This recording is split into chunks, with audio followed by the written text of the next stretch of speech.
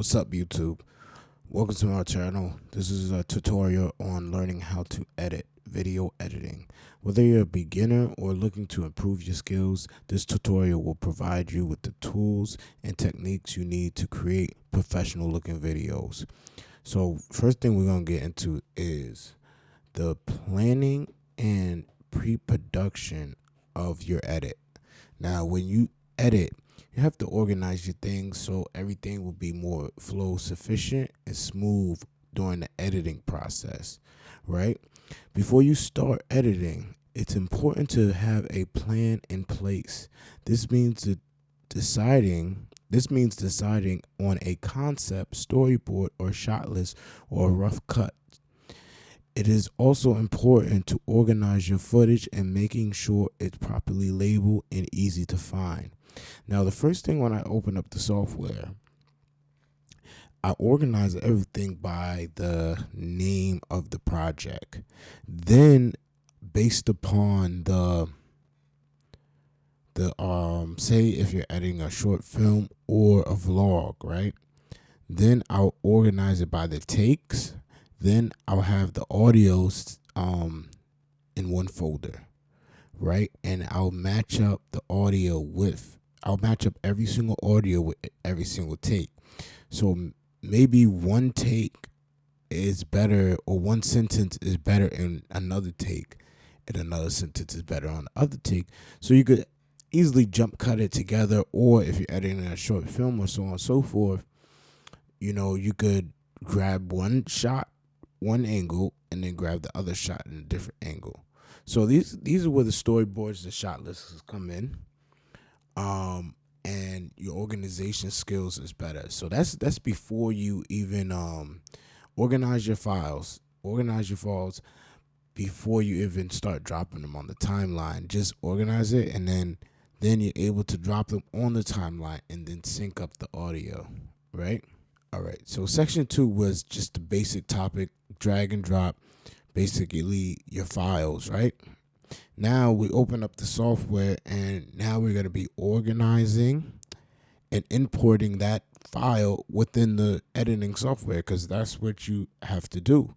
So when it comes to organizing your footage, once you have your footage, you need to import it into your editing software. Depending on the editing software, you may be able to import multiple files at once, or just import the entire folder. After the footage is imported, you can begin organizing it in bins or folders and labeling them accordingly. So, for example, right, I mentioned this before. You got your external hard drive, right? Within your external hard drive, you have vlog number 305 or something like that. And then you have your video takes there. And then you have your audio takes in a separate folder. You'll be able to import your video takes in there, and then your audio takes. It just depends on the type of equipment that you have. So if you have your equipment that you have a nice audio where the camera is linked up to the mic, and it automatically records that audio within the footage, you're fine. But if you have something that's recording audio separately from the camera, then you're going to have to organize those in two separate folders, right? So when you open up your editing software, whether it's Final Cut or Premiere Pro, you'll have those folders separated, right? Then within those folders, I tend to go on the bottom and organize it by name. So basically, the first take will be the first, it'll be in numeric order, right? So the first take will be that one. So I know that's take 1. And if you want to title it take 1, do so. Take 2, take 3, take 4, so on and so forth. Then you go to your audio file, and you just organize it by name. It's going to start, even with the audio file I'm recording with, it's going to start, this is audio file 1, take 1. So all these audio files is going to be what? Organized already. So when you take your footage and bring it into the timeline, Your footage is going to have the camera audio, which is going to help you sync it up with what? Audio file that is separate. You follow me? Now, moving on to section 3. Basic editing techniques. Now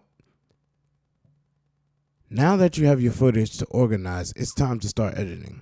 The basic editing techniques you need to know on like cutting, splicing, adding transitions. You can also adjust your audio levels and add music and sound effects and color correction on your footage. These techniques is to help your footage pop. For example, if you have a vlog, right? The first two minutes or the first minute, you want to have something shock value. In your script for your vlog, you want to have within that minute something catching for the audience. If you bypass that minute, if you check on your analytics, you'll see possibly people falling off within the first couple of minutes. It's because you don't have that impactful thing in the beginning of your footage. Whether you want to switch your color scheme to black and white and have everything done in slow motion, or you want to add actually a blooper take in there, say if you mispronounce the word or something, you have that in there. That way the audience is intrigued and they are willing to watch your video some more, and then basically and then when you add your music, right? Music is very important. Generally for some good music, and comment below if you want to know where to find royalty-free music at. Because I got a couple of websites and they advertise a couple of websites, but I could direct you to where you can find royalty-free music where there's no subscription and where there's a subscription base. You understand? So what your music does, it generally it keeps people going. Some people use music to cover up bad audio. You shouldn't have bad audio in your video. If you have bad audio in the video, work on getting sound equipment, and comment below if y'all want me to do different type of audio equipments to buy. You understand? So when you add your music, it actually intrigues people to watch more, and then when you have sound effects, maybe you will have a sound effect where a lower third is going by down the screen saying subscribe or like the video. You'll have the clicking sound, and then you have a swoosh sound where subscribe. Those are excellent to have in your videos. These are what you will call shock value elements. All right. Now, moving on. The fourth and final thing I'm gonna leave you guys with is basically finishing and exporting your project. Now, there's a key point with editing, right?